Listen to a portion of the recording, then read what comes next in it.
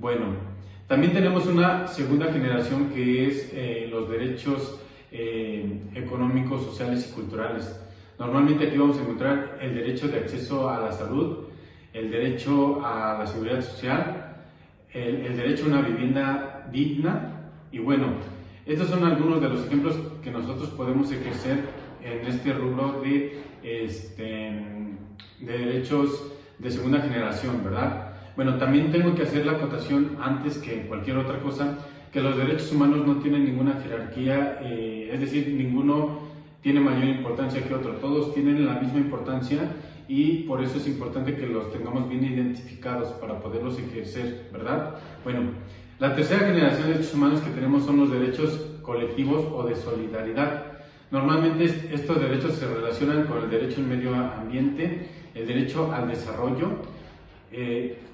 También tenemos por ahí el derecho a la verdad. Sobre este derecho quiero decirles que el derecho a la verdad se refiere a que las víctimas y familiares puedan conocer la verdad material de qué pasó en relación a la violación de sus derechos humanos. Pero también este derecho puede ser ejercido por la sociedad, por eso dice que es un derecho colectivo. En la Corte Interamericana de Derechos Humanos, si se percatan, publican las sentencias emitidas en contra del Estado mexicano, en contra de todas las autoridades de otros países, donde efectivamente pues, se acredita que hubo violaciones a derechos humanos, ¿verdad? Bueno, tenemos una cuarta generación que es los derechos digitales o de información. En este rubro entran la mayoría de los derechos actuales en relación al uso de las tecnologías de la información, derecho a la protección de datos personales en línea, el libertad de expresión en línea, el derecho a la no discriminación, el derecho al uso de la IA, que actualmente es un derecho bastante actual, ¿verdad? Tenemos una quinta generación que se refiere a los derechos de grupos minoritarios o marginados, como lo son los derechos de los indígenas, los derechos de las comunidades LGTB+, y bueno, precisamente esos derechos son reconocidos con la finalidad de que esos grupos puedan ejercerlos, ¿sí? Uno de los derechos de las personas de LGTB son el derecho a la identidad sexual. Es un derecho que implica que las personas van a obtener su identidad sexual conforme a cómo se sienten, cómo se perciben, si son hombre, mujer o simplemente pues son no binarios o alguna otra calidad que ellos consideren que equivale a lo que ellos desean como personas. En el rubro de las personas indígenas podemos decir que ellos tienen actualmente un auge muy importante porque uno de los derechos que tienen es al ser consultados en relación a las decisiones sobre su autonomía, ¿sí? Bueno, después tenemos una sexta generación que se refiere a los derechos de las intergeneraciones, es decir, los derechos que en un futuro tendrán las nuevas personas que habiten o que están por nacer o van a formar parte de otra generación futura de ciudadanos, ¿sí? Esos derechos pueden ser como algunos ejemplos, el derecho a un medio ambiente y el derecho a la sostenibilidad, ¿sí? Esto quiere decir que nosotros como Estado, como país, tenemos que salvaguardar todos los recursos naturales y toda la flora y fauna correspondiente con la finalidad de que en un futuro las generaciones puedan tener acceso a esos elementos, ¿sí?